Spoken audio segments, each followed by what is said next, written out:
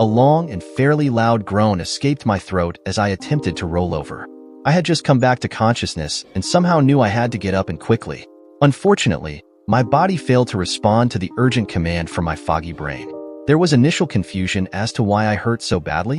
Why was I lying in the dirt on my stomach, making little dust puffs with every breath I was trying to take? My kidney area hurt, my head hurt, my arms felt like lead, my fingers felt mashed. Even my legs hurt as much as my chest and abdomen. Somewhere I had read that the human body can't feel pain from multiple areas, but I am here to claim that whoever wrote that article was a dumb idiot. With the groan, though, came a comment from somewhere in the darkness. "Hey, stupid, are you awake and ready for round 2? Then came a laugh, and it wasn't a pleasant laugh, more like a derisive chuckle than a laugh of enjoyment. I lay there quietly and marshaled my thoughts. I started with my name. Charlie Wilson, that's it, that's my name. I am 33 years old and employed as an accountant. I am 6 foot tall and about 200 pounds in weight. I work out 3 times a week and run a 5K twice a week as part of my workout. Sometimes I mountain bike as a break in my routine. I am married to Pam Wilson. She is 30 years old and we have been married 5 years. We have no kids, but not because I don't want any progeny. No, that is all on Pam. She wants to experience life a little more before being tied down by kids. Now I remember, that is why I am lying on the ground breathing dust. Our home life had taken a serious nosedive over the past 6 to 8 weeks. I am not just talking about a suspension of sex in the master bedroom here. No, it was the total package. Derisive comments about everything I did or didn't do. Angry outbursts for the least little irritation. Belittlement of my manhood, my skin color, my hair color and style, my parents and all my siblings. Also, Pam had not attempted to clean up after herself and had even refused to take her turn at cooking, something we had shared before the big freeze. Yeah, I even remember when we met and how we started dating. Suffice it to say, I really didn't want to waste time on those memories right now. Finally, having enough of the abuse and neglect of our marital duties, I had taken the day off and had followed Pam. During the day, she had gone to work at her usual job, cashier at the local supermarket. It was after her shift was over that it started to get interesting. Remember the old Chinese curse, "May you live in interesting times?" Well, it came true today, or rather this evening. It was a warm September day that became a warm September evening. The temperature must still be in the upper 60s as I lay in the dirt and contemplated the rest of the story. Pam had left work and had driven to the nearest convenience store. I watched as she pulled a little overnight case out of the trunk of her car. By the way, she was driving a very nice car courtesy of me. Her paltry wages hardly kept her in clothes and makeup. I didn't mind paying all the bills, at least until now. I loved her and wanted only the best for my woman, my wife. When she exited the convenience store, her outfit consisted of the shortest microskirt I had ever seen. If she hadn't worn a thong and not been clean-shaven, you would have been able to count every pube on her mound without even trying hard. Her blouse was sheer and very see-through, and she had no bra on, of course. She shook her hips as she waltzed back to her car and proceeded in the direction of sleazy bars on the outskirts of town. I dutifully followed her to her destination. She pulled into the sleaziest of the sleazy bars, a biker hangout. Now please don't write and tell me how there are not that many bad bikers out there. I know that. I am a biker myself, but this was not the type of hangout where poker runs start or finish on the weekends. Pam parked her little car on one end of the long line of bikes, all nicely arranged side by side, and made sure everyone could see her crotch as she exited. A couple of bikers were smoking next to the door. They just smiled and nodded as she swept by. Obviously, she was not a stranger to these patrons. I parked a ways away from the bikes and exited my old truck. Now I could afford a newer ride, but I had a lot of history in this truck. My dad had bought this old Dodge Power wagon back in the 80s. He had kept it pristine and I inherited it after he died in an industrial accident. I worked to keep that old Power wagon as original as possible except for the lift kit and the new 20-inch tires. Long ago, he had gotten rid of the original chrome front bumper and had replaced it with a thick and wide piece of lumber. The rest of the truck was cherry.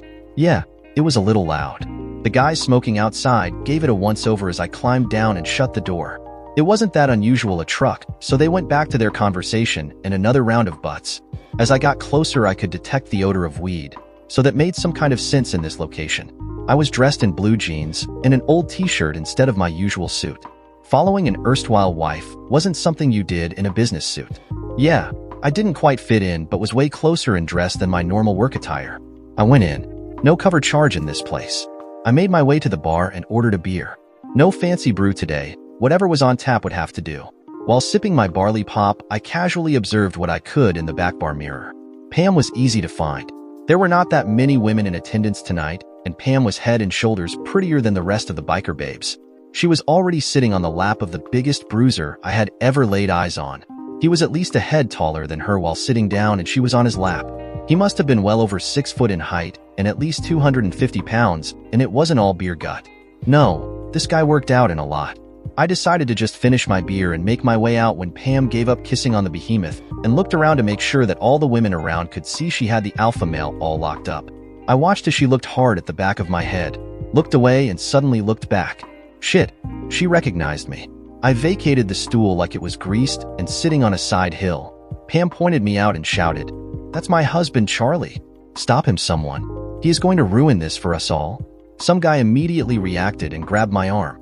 I just turned a little and shoved him into the wall hard enough to let me go. I turned back toward the door and made another few steps before the next guy tried to punch me in the side of the head. I have a hard head. Also, I wasn't always an accountant. I grew up in a poorer section of town and learned early on how to put the hurt on someone. His fist grazed my head as I ducked. My right hit him right in the solar plexus, and he grunted and bent over to catch his breath. I didn't wait to make sure he was down. I made the door just as another big old boy started to enter. Behemoth was now shouting, "Get him! Get him now!" The guy made sure to stay right in front of me, keeping me inside for a moment or two. My old football coach used to say that we needed to block through our opponents, so I aimed for the clean open air outside the bar as I lowered and put my shoulder in his chest and drove him back. I didn't get clear of him as he wrapped his big arms around me. As we cleared the door, he jammed his left foot and threw me over his left shoulder. My momentum carried me down the steps to the dirt, and I rolled. I came up fast, but Behemoth was now in the fight. God, he was huge and well set up. He smashed through my arms as I was trying to protect my face and torso. I don't know if I even landed one blow to his chiseled face or body. All I remember was pain with every hit, every punch, and every kick once he got me on the ground. Shit, he didn't even start to breathe heavy as he took me apart, and he kept talking the whole time. Comments like, "Take this, loser. Stupid a-hole. Come into my place and try to make trouble. I'll screw her 3 times tonight just to show you who is boss. I drill her every that night she comes here, and then she makes you take my sloppy seconds when she gets home." It went on and on until I wasn't moving. As I lost consciousness, I could hear Pam laughing at how I looked on the ground. Behemoth told the few others to watch me and come get him if I got up. I want another piece of the little shit before I am done with him for the night. Now that I was conscious again, I needed a plan to get out of here without another beating. Or would that be a continued beating? I really didn't know and didn't want to find out. One eye wasn't opening. It didn't feel that swelled, so I assumed it was blood keeping me from seeing out of it. I worked my right hand, the one that was trapped under my body when I fell, under my body until I could get to that eye. I had been out for a while as the blood was crusty from drying. I rubbed until my eyelids started to open and I could see a little. My left eye seemed undamaged. Not knowing where the watchers were located, I hoped I was in a shadow and slowly started to slide toward my truck. I moved a few inches as quietly as I could and then stopped. After making sure no alarm was raised, I moved some more. I kept this up for the entire time, needed to move closer to the truck. Once I was in the shadow of the bikes and Pam's car, I shakily got up on my knees. I chewed the hell out of the inside of my cheek to keep from crying out from the pain. My breathing was ragged, so I assumed that I had some broken ribs. It hurt to take even a shallow breath.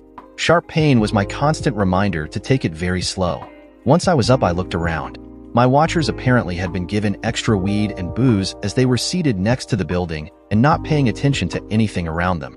The Taliban would have had a field day with these idiots. I turned and looked. There was no one near my truck. Hunched over, I slowly made my way to my ride. I got the door unlocked and then opened it. Now might be the time for an alarm as the dome light came on. It was like a beacon in the otherwise dark parking lot. I regretted jacking up the truck so high as I tried to climb up. Only the fear that I might be discovered before getting into safety made me suck it up and climb up. I settled into the seat and put the key into the ignition. With the door shut, the dome light was now off. I took a couple of calming breaths as I tried to figure out my next move. Once I cranked my ride over, the quiet would be broken and my attackers would be alerted. How do I get away? I looked out and a smile slowly came over my face. Shit, my teeth and my lips hurt, so the smile went away quickly. Right there in front of me, about 30 yards distant, was Pam's car and the bikes all lined up so nice and pretty. Did I have the power needed? I couldn't crawl back out and engage the hubs, so I would have to do this in 2-wheel drive. This old truck didn't have the automatic hubs the new trucks had. It was time. I cranked the engine and it caught on the first try. I dropped the transmission into low and floored it. The watchers by the door looked up kind of bleary-eyed as my truck launched toward the car and the bikes on the other side of it. The big old piece of timber blasted the left side of Pam's car. The car was so light it almost came off its wheels. I know I lifted it, and it slammed into the bikes on the other side. There was a horrendous noise that brought the watchers fully alert and screaming. I powered forward until my forward progress was halted. I backed up and luckily nothing hung up. I twisted the wheel and hit second gear as I cleared the worst of the wreckage before twisting the wheel back and hitting the rest of the bikes. This time I had enough forward momentum to push the bikes right up against the door of the bar, which stopped the bunch trying to exit at the same time. Sadly, I couldn't punch into the building itself. I would have loved to drop the whole piece of shit on Pam and her lover. I backed up and spun my wheels, kicking up a cloud of dust as I exited the parking lot and headed away from town. I was hurting and my breathing hadn't improved with the work of steering and shifting gears. I needed a hospital, but wasn't going to go to the local community hospital. No, I was headed about 50 miles west to a trauma center. For the first few miles, there was no one behind me. The two-lane highway seemed to be deserted for some odd reason. Then I could make out a couple of headlights coming up fast. There were a few more right behind the first ones. No red or blue lights though, so the cops weren't on the prowl already. Soon they caught up. I could see the individual headlights of motorcycles. I guess I might not have gotten them all. A couple came up alongside the truck. Some pieces of chain bounced off the metal. Damn it. I don't think they could hurt the truck, but could mess up the paint. My mind quickly tried to figure out how to stop them or get away. I knew their top end was probably higher than my old truck, so outrunning them was out of the question. In desperation, I swerved over the center line and took the couple alongside me off the other side of the road. Those big bikes don't like ditches, and they both wrecked. While I took the left-hand ones out, a couple of others came up alongside my right side. A quick swerve, and they were herded right off the right-hand side of the road where they also bit the dirt. I glanced and saw someone cartwheel off his bike. Couldn't happen to a nicer guy. I still had a bunch behind me, and they were dangerously close. I hoped they didn't get the idea to leap from a bike into the back of my truck bed, as that would get them too close for comfort, as if they weren't already too close. Suddenly I slammed on my brakes and I felt a small thump. I hit the gas again and didn't see any more headlights behind me. Shit, in all the movies the bikers always pester the car driver until they win. Is it really that easy to defeat a motorcycle? When I got near Centerville and the trauma center, I again started to think hard. How do I keep Pam from finding out where I am? She and Behemoth would first assume I would either go home to lick my wounds or go to the nearest hospital. Not finding me anywhere close, I would assume they would look further afield. If I was admitted to a regular bed in the trauma center, how do I protect myself? I thought as I slowed down to a crawl. Finally, I remembered an acquaintance who had some land near Centerville. He rented out the pasture and seldom ever even went to look over the land. It might just work for me. I proceeded to where I thought his small ranch was located. There had not been anyone living there for many years, but the old farmhouse and barn were still there, albeit surrounded by tall trees and weeds. I pulled in and parked my truck behind the barn. I left my wallet and identification in the cab and put my keys on top of the rear wheel where they wouldn't be easily spotted. Damn, it hurt to walk, but I had to get some distance from the truck. Once I made the 911 call for help, the local law enforcement dudes will be out looking for the power wagon. I made it about a mile before the pain and the shortness of breath got too much to bear. I sat down on the edge of the gravel road and pulled out my cell phone. I dialed 911 and whispered when the operator answered. "Help me. I was abducted and beaten and woke on the side of the road. I have no idea where I am. Please send help." Other than lying about knowing where I actually was, I had not lied, and I really needed help. The operator tried to get me to look for landmarks, but I just let the phone go down to my side. I knew they could locate me by the phone's GPS. All they had to do was ping it, and they would get a close location unless I was on the fringe of my coverage area. I did whisper that I was on a gravel road, but there was no signage to help otherwise. I then laid down to rest. I must have fallen asleep or lost consciousness, because the next thing I knew, someone was bending over me. At first I couldn't tell who it might be. Had Behemoth or any of his cronies found me? It was definitely a male, so it couldn't be Pam. Anyhow, I had trashed her car, so unless she had another ride figured out, it couldn't be her. It was starting to get light out. Daybreak couldn't be that far off, but what day was it? Had I been here on the side of a lonely country road for more than a day? The voice kept asking questions. I finally made up a name for him. My voice was still only a whisper. Compounding the beating I had endured was the lack of any kind of liquid in the last unknown amount of hours. "My name is Sam Adams. I live in Wilsonville. I am 40 years old and I am allergic to penicillin. All lies, of course, but the man asking the questions didn't know that. Without an ID, no one could refute my claims. I just had to keep my story straight. I told the voice that I must have been mugged, slugged into submission, beaten, and dumped here. I asked him what day it was. I almost let out a sigh of relief when it was apparent I had not been unconscious for over a day. Soon an ambulance was on scene and I was off to the trauma center. The paramedic in the back with me started in 4 and gave me something for nausea. He also gave me something for my pain. I just went with the flow and didn't complain much except for the heaviest of bumps. We were at the trauma center in a matter of minutes. The dried blood on my face was carefully washed off by a very nice nurse. The doctor tut-tutted over my injuries. I stayed with the story that I had been abducted, beaten, taken to the rural area, and dumped. I told them my wallet was missing, so I didn't have any ID. I gave them a birth date that was a combination of my mom's birthday and my brother's birth year. I could easily remember that lie. The birth date would only make me 36 instead of 40, but I figured they wouldn't really care since I had been unconscious multiple times since the beating. Soon a police officer came in and questioned me. I gave him a location in a different town for the site of the abduction. There are a lot of small towns around Centerville. Crap, now I had to make up another lie when he asked for my home address. Too many lies to keep straight might get dicey. I also told him I was divorced and had no other family. Phew, that lie would be easier to keep up with. The cop then asked a weird question. Do you ride a motorcycle? That one I could easily answer without worrying about the truth. I used to, many years ago, but have not owned a bike for a long time. Why do you ask? We are investigating an accident, or actually a series of accidents, that happened about 20 miles from town. 2 bike riders were killed in one accident, and 6 others have varying injuries ranging from multiple fractures to critical head injuries. Of course, none of the riders have been able to tell us what actually happened. We have detectives looking into the incidents as accidents seem to be illogical. These guys are hardcore bike riders, and having accidents is not realistic. The working thought is that a rival bike gang might have caused them to crash. I shook my head. I don't even know anyone who belongs to a bike club. No one I even work with owns a bike, or goes on poker runs even. Any idea who might have wanted to hurt you? Nope, I am divorced and live alone. I work on a non-union construction site, and we haven't had any trouble with the union boys for a long time. I go out and drink a single beer about once a week as I have a drinking problem and can't afford to let myself get too drunk. The last time I did that, I didn't sober up for 3 or 4 weeks. It has been hell getting my reputation back. My wife remarried and is doing good, as far as I know. She left me because of my drinking. I don't think her husband is jealous, as she most likely tells him about all the shitty things I used to do. The officer finally left, and the nurse came back in. The doctor wants you to stay here in the hospital tonight. He has concerns about your kidney function. There was some blood in your urine. You have some broken ribs too that need to heal. There is not much we can do about those except to give you some pain medicine so that you can still breathe adequately. I nodded and let them do their thing. When she left me alone again, I pulled my cell phone out and called my brother. Dave, I know it's a little early, but I need some help. Dave is cool, so he took it in stride. I told him what had happened and where I was. I also gave him my fake name to use if he came to see me. What do you need right now? He had always liked Pam but didn't question me or give me any shit. That might happen later, but not right now. I need my stuff from the house.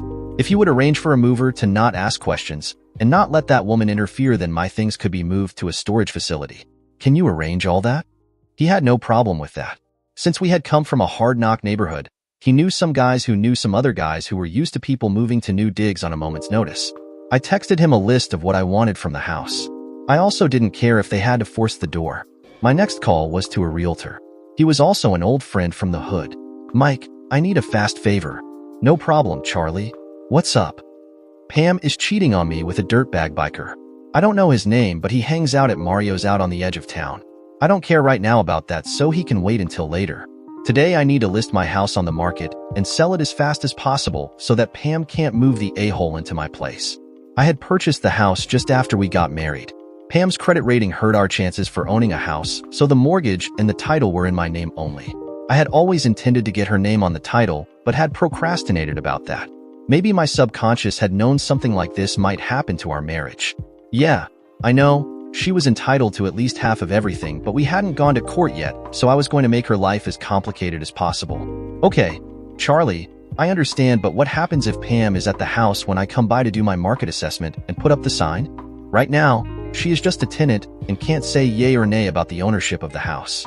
Just tell her I have moved and the house has to go. I thought a minute. Why don't you act as my rental manager and take a lease agreement to her? Make it a month-to-month lease, but include how she has to maintain the premises in a saleable condition and keep it ready to be shown. Tell her she has to sign it, or she will be evicted.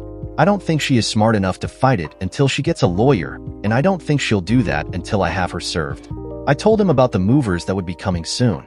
He chuckled and promised to grab a new lock for whichever door would be breached. I was then moved to a room, given some breakfast, and got some sleep. I didn't plan on calling a lawyer just yet. Let her stew for a couple of days. Dave called back late in the afternoon. Charlie, all done?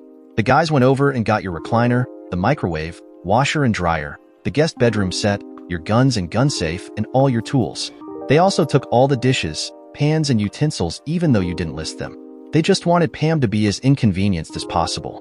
Oh, by the way, the bed in the master suite accidentally got bleach poured on it. I don't think the fabric will stand up to the corrosiveness, and the room might have to be aired out for a couple of days. I had to chuckle even though it hurt. Was she there? They didn't see hide nor hair of the witch. I think they were disappointed. You know the guys, they don't like witches. I had to agree. He signed off and promised to come and get me when I was to be released. Now, you might be wondering about my finances. She had time to raid the coffers. Well, didn't I say I am an accountant? I am a good accountant. Some of my clients are from the old neighborhood and have some shady income streams. I make their money all look good for the IRS. I also only let Pam have access to her money and a joint account I put money in on a regular basis. She couldn't touch the savings or investment accounts.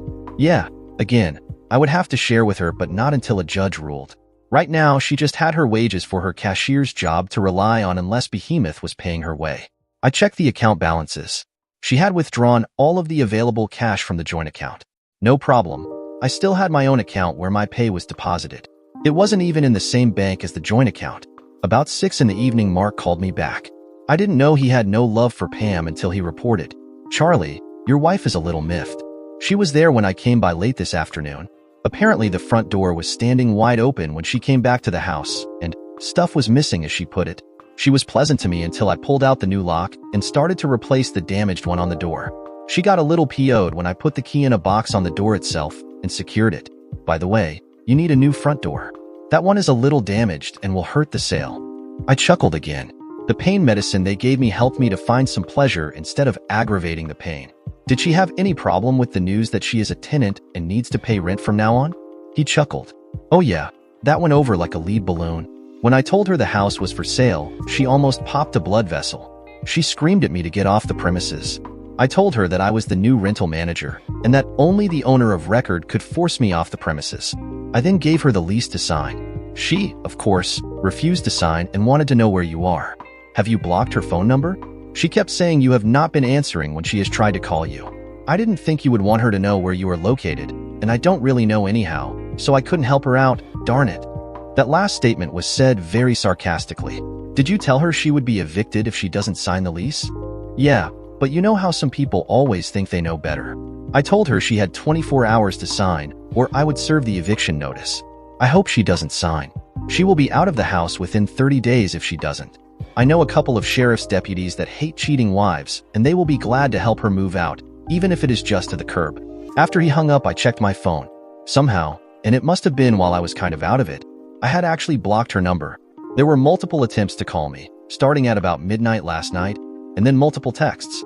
Instead of deleting them, I decided to keep them in case my future divorce attorney needed to see them and hear the voice messages. I slept pretty good that night. Of course, it might have been the pain medication, but I wanted to believe that making Pam a little upset was a better sleep aid than the pain stuff.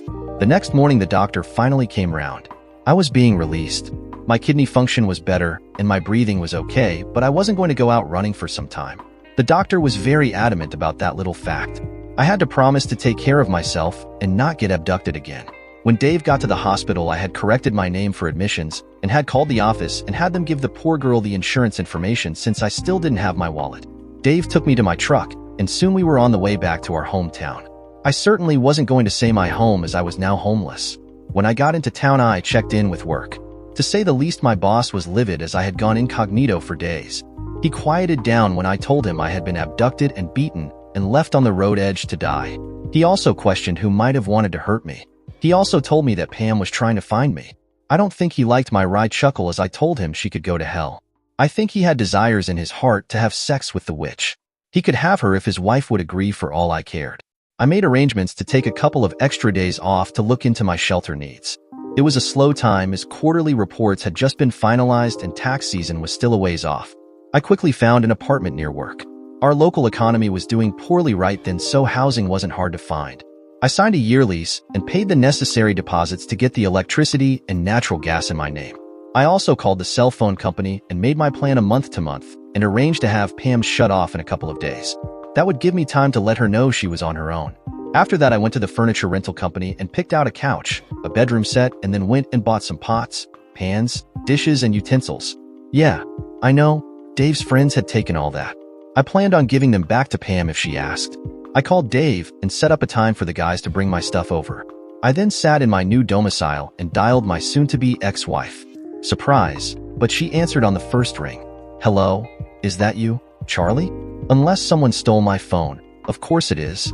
Why do you have to be insulting? Where are you and why haven't you been home? Are you stupid or what? I stop at a bar to have a beer and see you with your new lover. I didn't even try to confront you. There was no need. After the way you have been treating me the past couple of months, it was obvious you have found someone new and I was just the convenient bill payer. I tried to get up and leave, but you had to decide I needed to be stopped. Your boyfriend beat me down and stomped me while you stood and laughed. I had to crawl away and ended up in a hospital for a couple of days wondering if my ribs or my kidneys were going to survive your boyfriend's attack. And you actually ask why I have not been back to the house? Are you seriously deranged? Why would I put myself anywhere near you? So your new man can beat me again. Do you want to see me dead? She started to blubber some inanity, but I carried on. I hope she was recording this. That's it, isn't it? You get me killed, come up with some kind of explanation. Maybe that I was jealous of your innocent relationship with the a-hole, and then you get everything. The house, my money, my pension, and my life insurance. Bravo. Too bad I thwarted your plan. She actually started to cry. I need you to come home. Everything has gone wrong. The house is up for sale. There is stuff missing. I think someone broke in before I could get home and stole things. Yeah, someone I know broke in and took my things along with some stuff to help me set up my new place. I will be fully set up tomorrow sometime. Sucks to be you, but I will bet your new man will be supportive and help out. How could you be so cruel to me? That man, that realtor, told me I had to start paying rent. Why do I have to pay rent on our home? This is so wrong. What happened to us? I had to snort, yes, actually snort, over the phone. What happened to us? Are you really that dumb and clueless? Or do you think I am dumb and brain dead? I think you should look in the mirror for your answer. You decided to treat me like shit and start a new relationship with a shithead before leaving me. You spend my money on skimpy new clothes and go bar hopping with him. Obviously that night wasn't the first night you were there with him, as everyone seemed to know who you were and who you belonged to. Then you stood and laughed as he beat me half to death. If I had made any real noise when I woke up, he was going to finish the job, that I have no doubt. So, kiss my butt. You are now a renter and Mike is the landlord. Do not talk to me about the rent, just pay it or get out. But I need some money. There isn't any left in the checking account. There won't be any either. I will continue to pay the utilities until the house sells. You pay the rent on your pay. You have a job. Quit buying makeup and clothes for a while. You have enough shit to get by on. Or better yet, get shit-faced to pay your way. But you are my husband. You are supposed to take care of me. Yeah, and as my wife you were supposed to cheer when your lover and his gang beats me up. Guess we both lose, huh? What do I do for a car? My car was totaled and I need some way to get to work. Call your boyfriend. You can ride on the back of his bike. You are already used to straddling something he owns. He is in the hospital with a head injury and multiple broken bones. He was chasing you when you hit the brakes. He slammed hard and flew a few meters and landed on his head. He has multiple bones fractured. Karma, I guess. Too bad he didn't die. Tell him that I will be looking out for him. If I see him before he sees me, I will avoid him. Otherwise, I will be carrying my gun and will shoot instead of talking. You know the buts just kept coming. Finally, I told her to eat shit and die and hung up. Her number was still blocked, so I didn't have to shut off my phone. I tried to sleep. Honestly, I really did.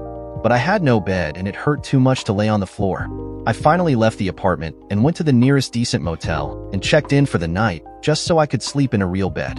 In the morning, it took all I could muster to get up. God, I hope I healed quickly.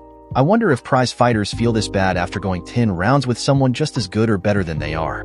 I had a quick breakfast then went back to the apartment. Soon Dave's guys had my stuff unloaded and set up.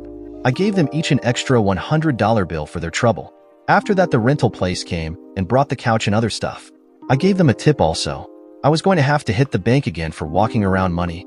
I try to keep a couple of thousand in ready cash, stashed somewhere easy to get to. After all, I am not pure as the driven snow. Someone somewhere might decide that my accounting practices for my select friends might be just a shade illegal. So I have my go bag set up and ready to go. And, yes, to your question, it is not in my former house.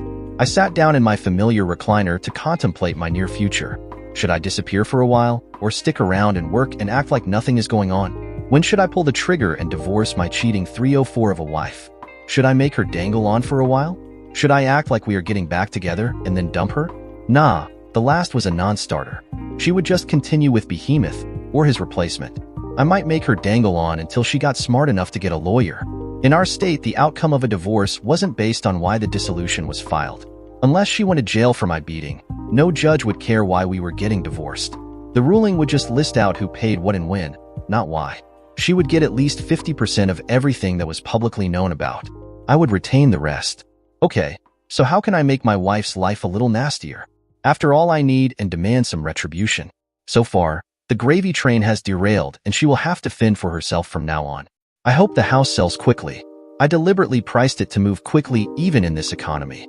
Her boyfriend is in the hospital. I don't know how badly he is hurt, but I could only hope he will not regain full brain function and has to be fed from a tube the rest of his miserable life.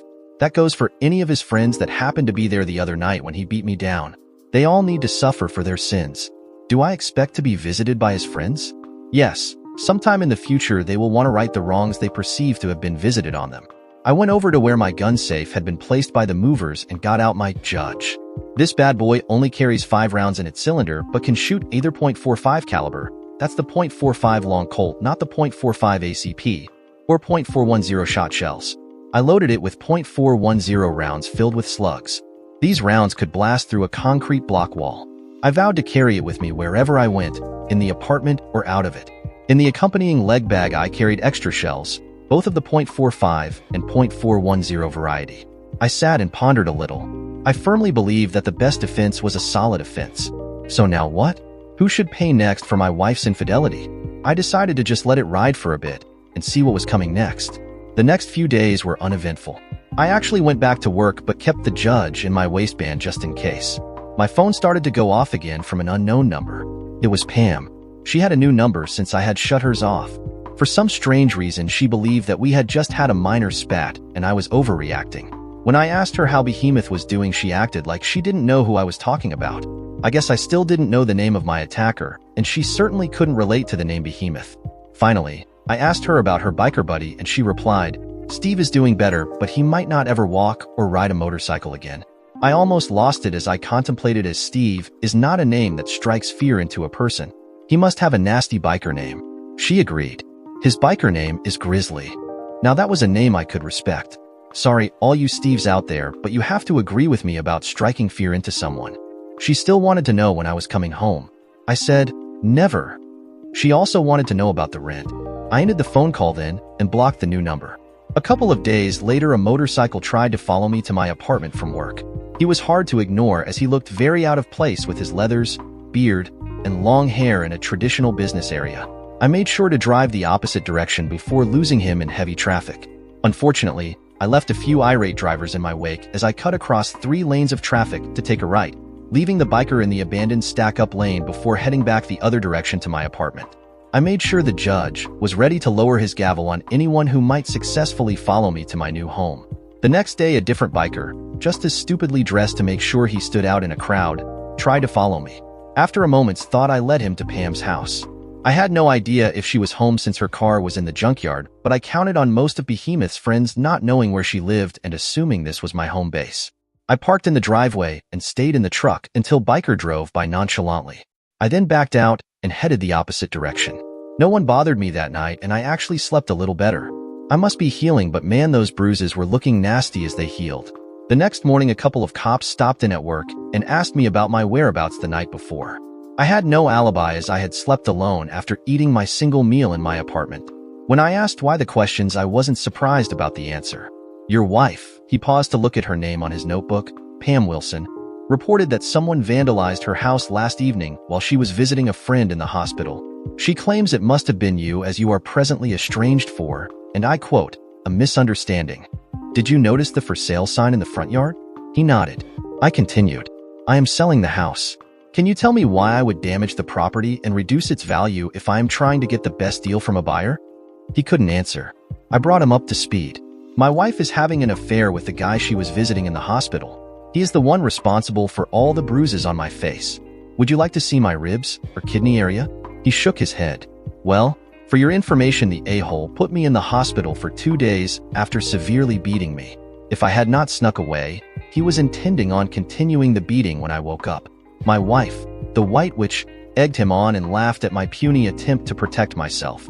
His friends blame me for the fact he and some of his other biker buds ended up in an accident. If I was investigating this crime, I would go and talk to Steve, her boyfriend, and see what he has to say about the vandalism. Well, sir, this puts a little different light on the subject. As a matter of fact, your neighbors reported that a group of very loud motorcycles were in your driveway last evening. We just had to check on her story of what happened. I nodded this time. I would imagine that her boyfriend and his cronies have no idea where she lives. I was there for a short time yesterday evening to pick up some more of my belongings. Maybe one of them followed me and made the assumption that I still live there. After they left, I called Mike. Just to let you know, last night Pam's house was vandalized. I still have the homeowner's insurance on it, so I need estimates of the damage for insurance purposes. Please let Pam know she will have to get renter's insurance now. He laughed out loud. Couldn't happen to a nicer person. I talked to her yesterday, and she is still balking about the lease agreement. I will drop by with a member of law enforcement and let her know it is up to her to keep the house in livable condition once any current damage is repaired. I take it that you are not responsible for her discomfiture? No, I have nothing to do with it. For the last few days, a couple of bikers, I imagine friends of Behemoth, have been trying to follow me. I led yesterday's dumb shit by Pam's house. I am sure the damage was due to a mistaken identity. The police are investigating and have questions for her boyfriend, Steve something or other. He chuckled again, and later I was told I had a call from an unknown person. Yep, it was Pam. Short and sweet. What do you want? Why did you try to drive the cops on me? What would make you assume I would damage a property I am trying to sell? Are you taking stupid pills now? That kind of set her back a little. I heard a gulp, and then she spoke in a conciliatory manner. Charlie, I am sorry.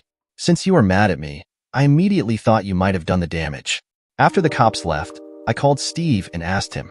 He admitted some of his friends might have been looking for retribution. You hurt a lot of the guys and damaged a lot of motorcycles. I hurt someone? Who and how did I hurt someone? I was the one lying face down in the dirt after your a-hole boyfriend beat me unconscious. Yeah, I stopped them from pursuing me, but I don't know how you can say I hurt anyone. I was the one who ended up in the hospital.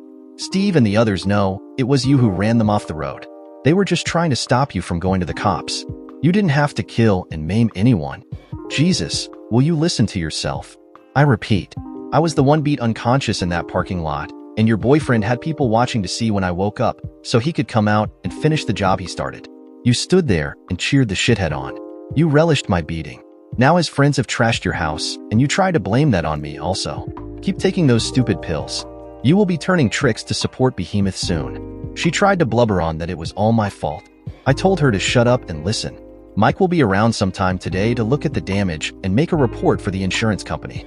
After the claim is settled, I will only insure the dwelling as it is a rental now, not a private dwelling. You will have to get renter's insurance. But this is our home, not a rental. Why are you doing this? Before I take the Lord's name in vain again, I need to take a deep breath. What part of your cheating and throwing away our marriage do you not understand? This is all on you. I was content to support you and keep you happy, but you decided to go to the cheating side of town and start a relationship with another man. You cheered when he was beating me. You put him on my tail when I was trying to leave. You egged him and his friends on. You wanted me hurt. This is all on you. I ended the phone call and tried to get on with the rest of my day. My ribs were hurting from the deep breaths I had to take to try and calm down. My face ached and was actually itching from the healing skin from all of the abrasions, and I was pissed as hell. It continued on as I was leaving work. When I exited the parking lot, another biker was waiting. He didn't even try to be circumspect. He just got a couple of cars behind me and stayed there. I drove out of town toward Centerville and proceeded at a sedate speed. Just as I got to the edge of the city, I suddenly jumped on a side street and made some quick turns. He had to close the gap to keep up with me. That's when I slammed on the brakes and turned the power wagon sideways in the street. It was a narrow street with cars parked on either side. It left him with little room to maneuver, and his bike was too big to do a slide and turn like a dirt bike. I jumped out and pulled the judge from my holster. He got a very sick look on his face as I held the pistol up just enough to let him know I meant business, but not lined up on his chest to pose a deadly threat. He tried to bluff.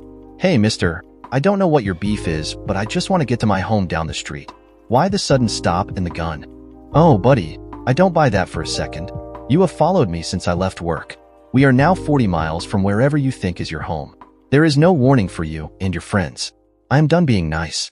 You screwed up last week and watched Grizzly beat me down. Some of your friends paid the ultimate price for trying to run me down. Others are still healing from that attempt.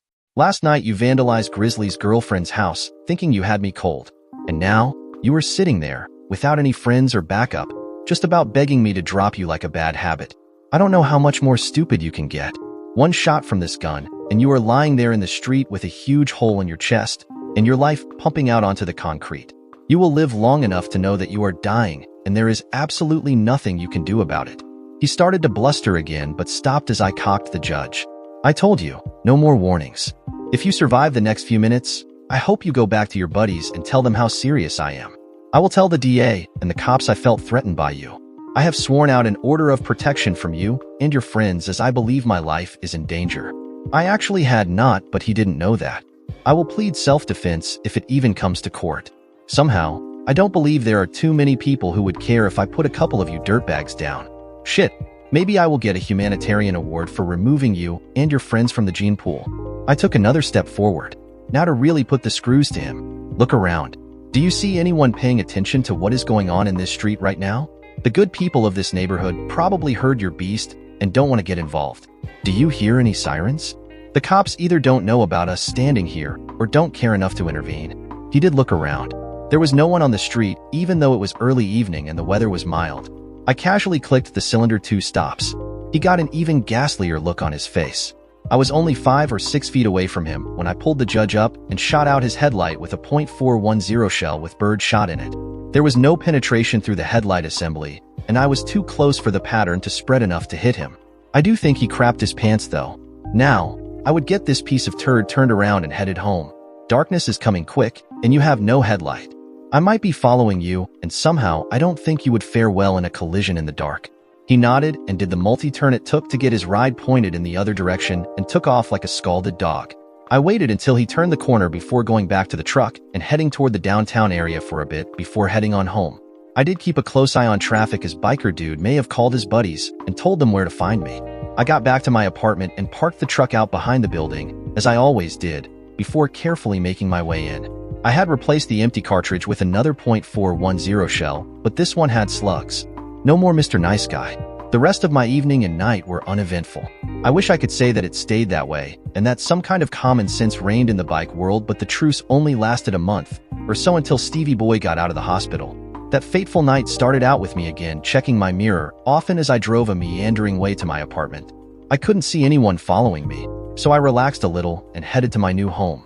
I parked behind the building, as usual, and was soon eating my previously frozen meal while watching some evening football. It was getting late in the season, so there wouldn't be many night games during the week soon. The game was just getting over and I was contemplating the softness of my bed when there was a sudden banging on my apartment door. The accompanying tirade that was only slightly muffled let me know Steve now knew where I lived. I turned on the video recorder on my phone and then called 911. Isn't it grand how the new phones can multitask? I asked for law enforcement and that I was afraid for my life. The dispatcher could hear the yelling through the phone.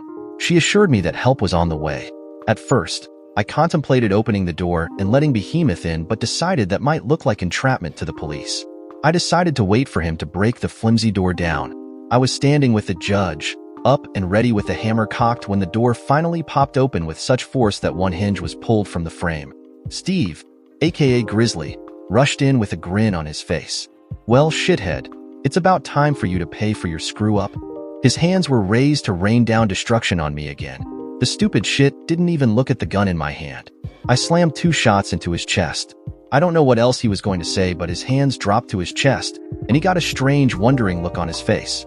His momentum kept him coming at me. I sidestepped him and looked at the door. A couple of his biker friends were coming in. I supposed to help kill me with their bare hands. I didn't let them get the chance. They each received a single shot center mass. They went down. Those slugs have very good stopping power. I just wish that it was like the movies and their bodies would have been slammed against the doorway, but they just dropped and started groaning and begging for help. I went back to my phone and told the dispatcher to get 2 or 3 ambulances coming as I had just shot multiple attackers in my house. As I was talking to her, I was reloading the judge. His job might not be done yet. I started to relax a little as I started hearing sirens and then the roar of motorcycles exiting the parking lot. I guess Steve's friends didn't want to be interviewed about why they were sitting outside my apartment. Neither of the 2 extra bikers I had taken down looked good, but they were breathing and crying in pain. I guess I must have hit them in the abdomen. Steve, though, was gasping for air, and there were bloody bubbles appearing in the wounds in his chest. He wasn't defeated, though. He gasped out some invectives in a hoarse whisper. I brought the phone close so the microphone might be able to record some of it. "You a-hole. Why didn't you just roll over and die when I kicked your butt? You stupid shit. She belongs to me now." He somehow managed to blurt that out. I looked him straight in his eyes. "I told her to tell you that if I saw you first, I would avoid you, but if you came for me, then I would put you down like a rabid dog." Apparently stupid people don't learn the lessons presented to them. I sincerely hope your other friends learn the damn lesson before I bring my friends in. You think you are bad? I shut off the recorder function just before I spoke so the rest of our final conversation wouldn't be admissible. I leaned in close to his ear so he could understand me well. I have friends that won't make a public statement of what the lack of worth your badass friends are. They will just disappear. Their bikes will be chopped up and sold. Their families will have many questions, but there won't be any answers. Just the mental image of a dark hole in the ground where no one will ever find them. Later, his 2 compatriots would not be able to testify as to what I said. Right about then, Steve decided to give up the ghost and took his last breath. I can't really say if he understood what I told him, but I was prepared to repeat the lesson if needed. The cops arrived and I made sure they understood I posed no threat by kneeling on the floor with the judge open and shells exposed on the floor in front of me. I had my hands behind my head, but my eyes were still on the 2 lying on the floor in case they suddenly got brave. The first cop held his gun on us all while I was handcuffed. Then the other 2 were cuffed, even though they posed no threat right then. I guess everyone is a suspect until it is all sorted out. A quick search by one of the cops revealed knives and pistols being carried by both bikers. Even Behemoth was armed with a pistol and brass knuckles when they examined his body. The boys from the ambulances were soon on the scene and took the 2 bikers out post-haste as they were starting to look a little gray in the face. The 2 next arriving cops rode with them to Centerville to the trauma center. Man, I was responsible for a lot of business there these past few months since this had all started. The cops interviewed me on the scene after reading my Miranda rights. I had them call an attorney that I knew and then gave them my statement. I held nothing back this time. They grabbed my phone and also radioed the dispatcher to timestamp the recording of the 911 call for review as evidence. On my phone were also selfies of some of my injuries from the beating Behemoth had laid on me, along with all those messages and phone calls from my erstwhile wife. I figured the DA would have a field day with them all. They took me to the station and booked me on manslaughter, use of a firearm in the city limits, and aggravated assault. The detective that re-interviewed me told me that additional charges might be leveled at me before it was all done. Then my new attorney showed up and the questions ceased for a while. The next morning I was let out on my own recognizance as the papers and news teams had gotten hold of the story and painted it as a man who was being persecuted by bad actors and had finally put the stop to it. The DA was getting more than a few phone calls demanding that I be released, and he apparently agreed. I was told, though, that charges were still hanging over my head and that all my guns had been taken into evidence until everything was settled. I wasn't too worried. I had friends who would rearm me in a moment. The DA did let me know that Pam was singing a different tune than the story I had sworn to. It appears that, according to her, Steve had sought me out to ask me to become his accountant and that he wanted to let bygones be bygones. I had to laugh at that. What a fairy tale. The DA told me that the recordings told a different story and hoped that the violence would now die down a little. I just nodded at him as I left the police station. Pam met me at the door as I exited. "You butcher, how dare you kill my man? He was just coming to try and bury the hatchet, not pose any threat to you, and you shoot him in cold blood?" She tried to hit me, but a couple of cops were just coming up to the door and soon had her in cuffs. My attorney told them to press charges for domestic assault, and they hustled her into the headquarters. I think she is still taking those stupid pills. Hopefully the DA will play the recording to her of the break-in and assault on me, and maybe she would then shut up. Somehow, I doubted it. I couldn't go back to my apartment as it was still a crime scene, so Dave came and took me to his house. It was time to end this whole farce. First, my new attorney took down all the information needed to file for divorce from Pam. Then he left and Dave and I had a little council of war. Steve's friends needed to see the error of their ways, and my old friends were the ones to deliver the message. First order of business. The owner of Mario's, the bar where this all started, suddenly sold out to a consortium of investors. The place was to be shuttered and then remodeled. I heard the theme was to a place for kids to have birthday parties. The bikers would have to find another location to meet and drink and whatever else they were involved in. Before Mario's had its final day of business, a couple of other men, very hard men who didn't hide the fact they carried very big and nasty weapons, came into the bar and sat down on one of the tables being used as the clearinghouse for the bike club. I heard later that each and every man at the table came away with the understanding that any further retribution coming my way would be viewed unfavorably by my friends. A couple of names were dropped, actually old friends and business associates that did not have the best of reputations. I believe the message was received very loud and clear. It took a few weeks, but the charges were dropped. Pam tried to make a stink, but the DA let her know that lying to the police was a felony. So she finally admitted that Stevie Boy was not looking to engage my services, but was intent on making me pay for hurting his friends. She was unrepentant. I guess she really believed she loved him and that he loved her. It cost me half of my known assets to get her out of my life, but it was worth it. But let me repeat, only my known assets. A little birdie told me that a very nasty woman paid her a visit after the final hearing and she decided to move away, far enough that we wouldn't run into each other. My friend told me that it took a little persuasion to make her understand what needs to be done. My wife actually wanted to sue me again for hiding my assets, but the visit made her realize that money was not worth it. I don't know what was actually said and how it was said, but whatever the message, she received it loud and clear. The house was repaired quickly while Pam still lived there. I went ahead and paid for some upgrades that the contractor assured me would pay back in increased value. Oh, yes, she did pay the rent demanded. I guess she decided that I meant what I said after Steve paid the ultimate price. Soon after the final decree and Pam moving away, the house sold. I made sure to deposit half of the profit in her account. That was my only known asset, if I must add.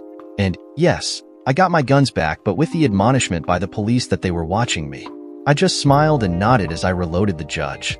Despite my unnamed friend's warnings to the bike club, I was prepared for someone to try to take me out. Some people never learn the lessons presented to them. I still work at the same accounting office and still have some of my old friends from the hood as clients. My boss loves the money I am bringing in, so he doesn't say much about them. I also still have my go bag in a hidden spot just in case it becomes a little warm around here, especially after having had to kill one attacker and wound a couple of others.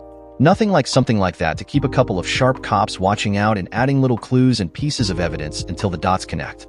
Recently, my boss sent me to Baja, Mexico. A new client needs our help to figure a way to make his narco money into real business money. The guy is nice, but for some odd reason, keeps asking me if I like stew. And finally, am I dating again? Once in a while, I will actually have a real date with a real woman. Mostly I have a couple of friends with benefits. But the real love of my life are the two new German Shepherd puppies that have entered my life. If you wake up to two little puppies wagging their tails and showering you with kisses, for sure your life is good. Dear listeners, please share your thoughts in the comments section below and don't forget to like, share, and subscribe.